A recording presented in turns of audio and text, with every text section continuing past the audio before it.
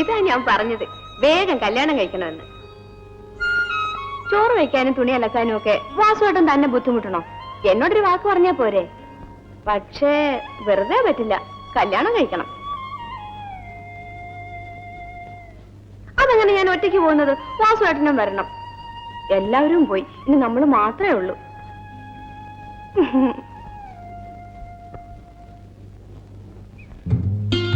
വാസുവേട്ടൻ എന്താ ഇങ്ങനെ ഒറ്റയ്ക്ക് കഴിയുന്നത്? എല്ലാവരും പറയുന്നത് വാസുവേട്ടൻ ഒരു ഒറ്റയാനാണെന്നാ. പക്ഷെ എനിക്കിഷ്ടം ഒറ്റയാനാണ് കേട്ടോ. ഒറ്റയാന ഉശിരുണ്ടാവുക. ഞാൻ കാര്യമായിട്ട് പറയുക. വാസുവേട്ടൻ എന്നെ കല്യാണം കഴിച്ചൂടെ? എന്നാ നമുക്ക് രണ്ടുപേർക്കും കൂടി ജോലിക്ക് പോവാം. ഒരു നല്ല വീടും വെച്ച് സുഖമായി ജീവിക്കാം. അച്ഛൻ ഇന്നലെയും കൂടി പറഞ്ഞു, മരിക്കണേന് മുൻപ് എന്റെ കല്യാണം നടന്നു കാണണമെന്ന്. ആ ശങ്കരേട്ടനാണെങ്കിൽ ദിവസം ഓരോ ആലോചനയായിട്ട് വരും. പക്ഷേ ഞാൻ വാസുവേട്ടനെ കല്യാണം കഴിക്കുള്ളൂ. വാസുവേട്ടാ,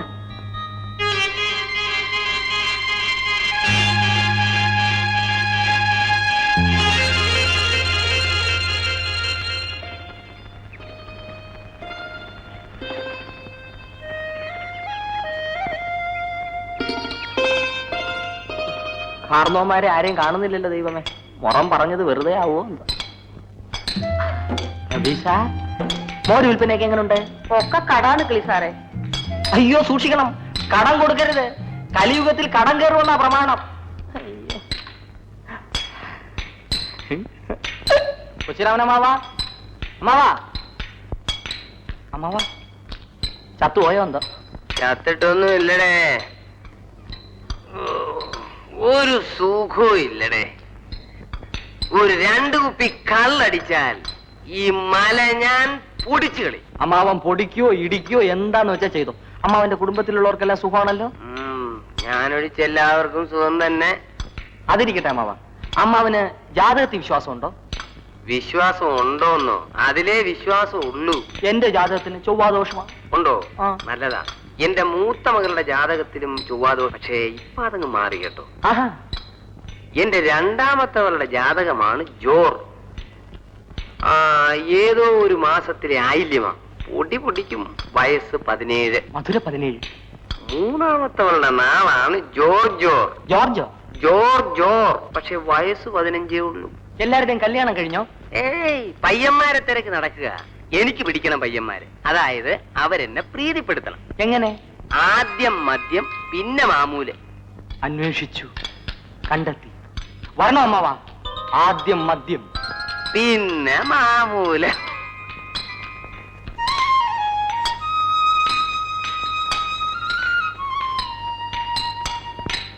ഞാൻ ഇനി വാസുവേട്ടനോട് മിണ്ടേ ഇല്ല. ഞാൻ എന്തെങ്കിലും പറഞ്ഞാൽ അത് ശല്യമല്ലേ? അല്ലെങ്കിൽ ഒന്ന് ചിരിക്കെങ്കിലും ചെയ്തൂടെ?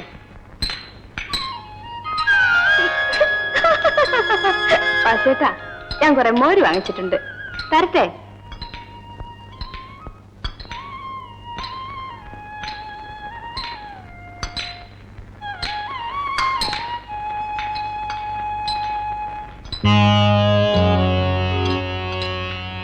എന്താടി ഇന്നത്തെ ശൃംഗാരം കഴിഞ്ഞോ? നോക്കി പേടിപ്പിക്കല്ലേ പെണ്ണെ. നിന്നെ പോലെ കുറെ പേരെ കണ്ടവനാ ഞാൻ. നാണുവിനോട് അധികം കളിക്കരുതെന്ന് ആ പൊട്ടമ്മാസുവിനോടും പറഞ്ഞേരെ കേട്ടോ.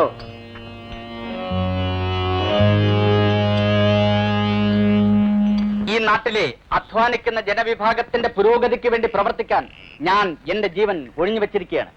ഇന്നത്തെ ഈ മുതലാളിത്ത വ്യവസ്ഥിതി തകർത്ത് പാവങ്ങൾക്കും ഇവിടെ ജീവിക്കാനുള്ള സ്വാതന്ത്ര്യമുണ്ടെന്ന് തെളിയിക്കാൻ നിങ്ങൾ എനിക്ക് വോട്ട് രേഖപ്പെടുത്തുക.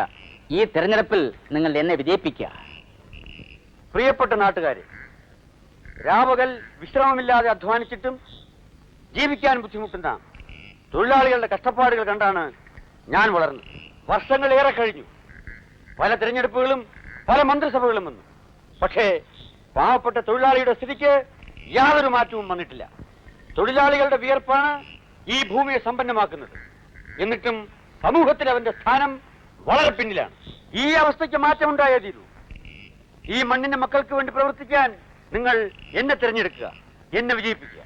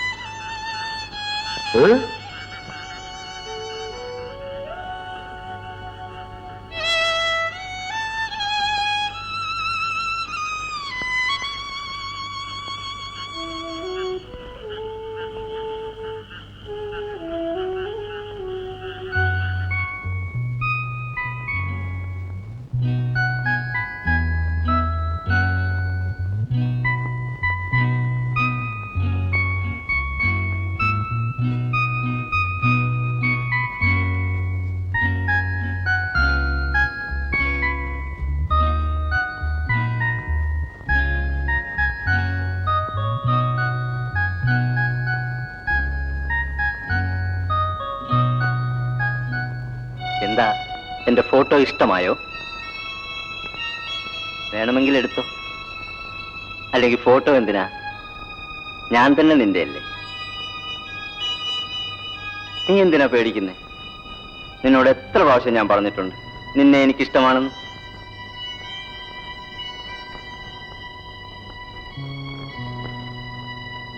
നിന്നെ ഞാൻ തീർച്ചയായും വിവാഹം ചെയ്യും.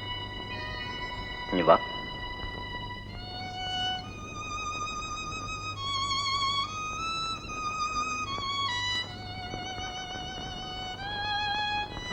ഈ താലി നിന്റെ കഴുത്തിൽ അണിയിക്കാൻ ഞാൻ വാങ്ങിയതാണ്.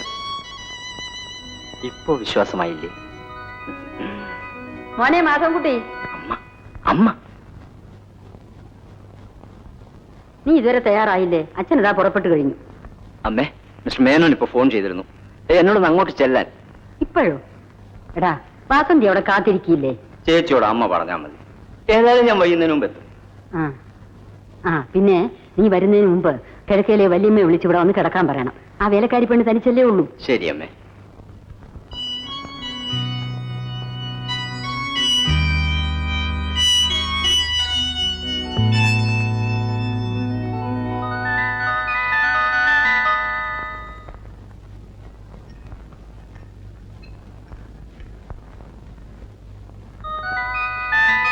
ഇന്ന് നമ്മൾ രണ്ടുപേര് മാത്രമേ ഉള്ളൂ ഇവിടെ. വരൂ വരൂ, ഞാൻ ചതിക്കില്ല.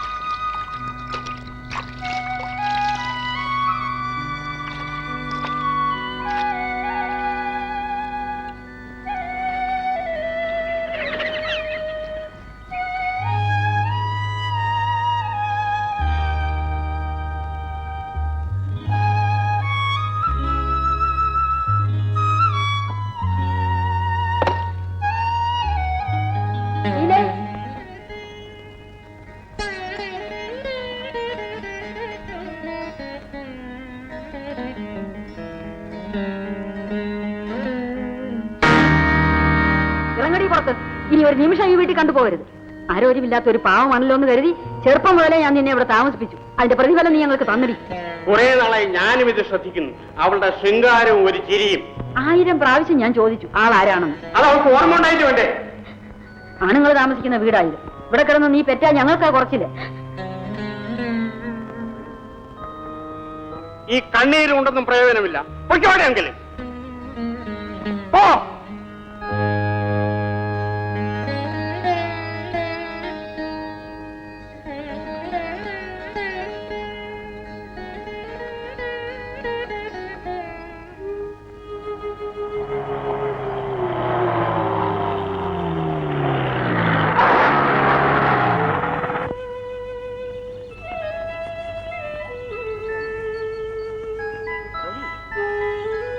ഞാനുണ്ട്.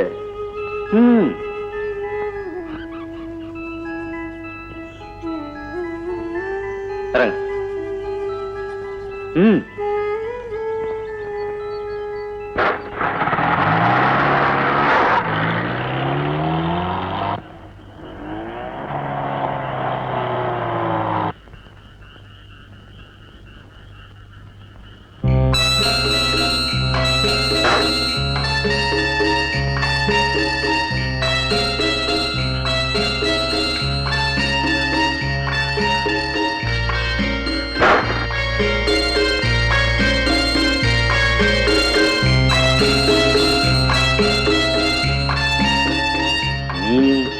ആരുമില്ലാത്തവളാണ്.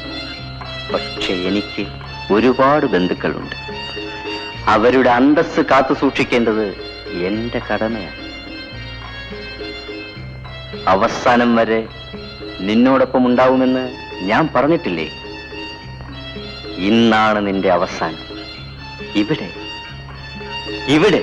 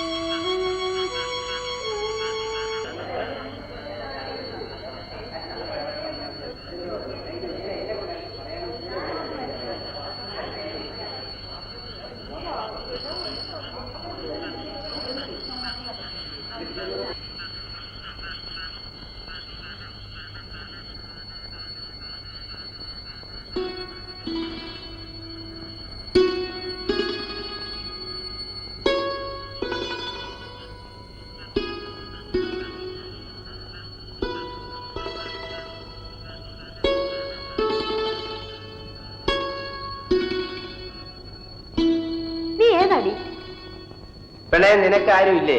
വാസുവിനെ നീ എവിടെ വെച്ചാ കണ്ടത്? ചോദിച്ചിട്ട് ഒരക്ഷരം മിണ്ടുന്നില്ല. പിഴയാണോ? ഏയ്, അത്തരം പെണ്ണുങ്ങളെയൊന്നും വാസു കൂടെ കൊണ്ടുവരികയില്ല. ഇത് അവന്റെ പുറകെ പോകുന്നതായിരിക്കും. വാസു പാവമാണ്. നിങ്ങൾ എന്താ ഈ പറയുന്നത്? കണ്ടാൽ അറിഞ്ഞൂടെ? ഇത് മഹാ പിഴയാണെന്ന്.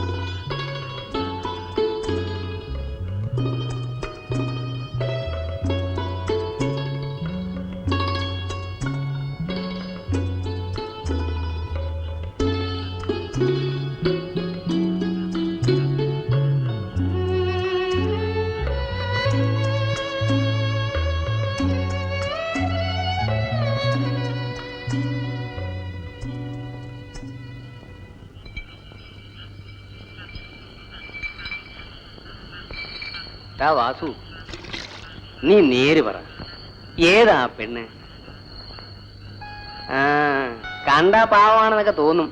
പക്ഷെ എനിക്ക് തോന്നുന്നതേ അത്ര പാവമൊന്നും അല്ലെന്ന. അല്ലെങ്കിൽ ഈ അർദ്ധരാത്രിക്ക് ഇങ്ങനെ ഇറങ്ങി നടക്കുവോ? നീ ഒരു കാര്യം ചെയ്യ്, വല്ല കഞ്ഞിയോ വെള്ളമോ വല്ലതും കൊടുത്തിട്ട് ഇറക്കി അങ്ങ് വിട്ടേര്. എന്തുകൊണ്ടേ കാണിക്കും? കാര്യം പറഞ്ഞ വെള്ളം കോരി തലവഴിക്കണം. ഒരു മര്യാദകൾ കാണിക്കുന്നു. എന്തുകൊണ്ടേ കാണിക്കുന്നു?